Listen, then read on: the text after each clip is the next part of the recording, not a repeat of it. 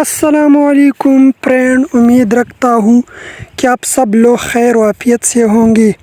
Election commission نے 11 فروری کو ملک میں عام انتخابات کی تاریخ دے دی۔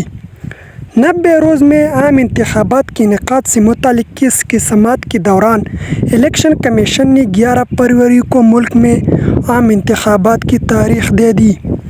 90 روز میں عام انتخابات کے انعقاد سے متعلق کیس پر چیف جسٹس قاضی پاس عیسیٰ کی سربراہی میں سپریم کورٹ کے 3 رکنی بینچ سماعت کر رہے تھے۔ بینچ میں چیف جسٹس امین الدین خان اور چیف جسٹس ارمین اللہ شامل ہیں۔ الیکشن کمیشن حکام، اٹارنی جنرل اور پی ٹی آئی کے وکلاء علی ظفر عدالت میں موجود تھے۔ پیپل پارٹی کے وکلاء فاروق ایچ نائک بھی عدالت میں موجود تھے۔ سپریم کورٹ کا تاریخ دینے سے قبل صدر مملکت ڈاکٹر علوی سے مشاورت نہ کرنے پر وکلاء الیکشن کمیشن پر اظہار برہمی۔ صدر پاکستان ڈاکٹر عارف علوی بھی پاکستان ہی ہے اور الیکشن کمیشن بھی پاکستان ہے۔ الیکشن کمیشن صدر مملکت سے مشاورت نہ کرنے پر کیوں ہچکچاہٹ کا شکار ہے؟ چیف جسٹس قاضی پاس عیسیٰ کے ریمارکس۔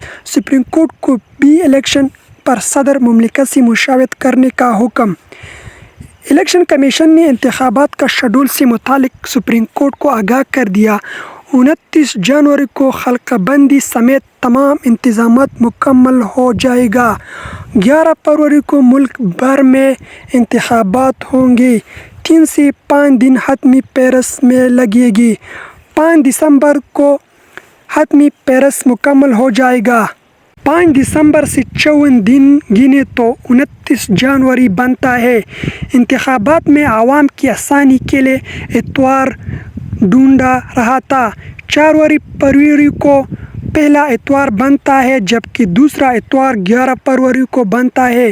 ہم نے اپنے طور پر یہ فیصلہ کیا کہ 11 فروری والے اتوار کو الیکشن کروائے جائے۔ آج کی ویڈیو میں بس اتنا ہی۔ مزید انفارمیشن کے لیے ہماری یوٹیوب چینل کو لائک، شیئر اور سبسکرائب کریں۔ والسلام۔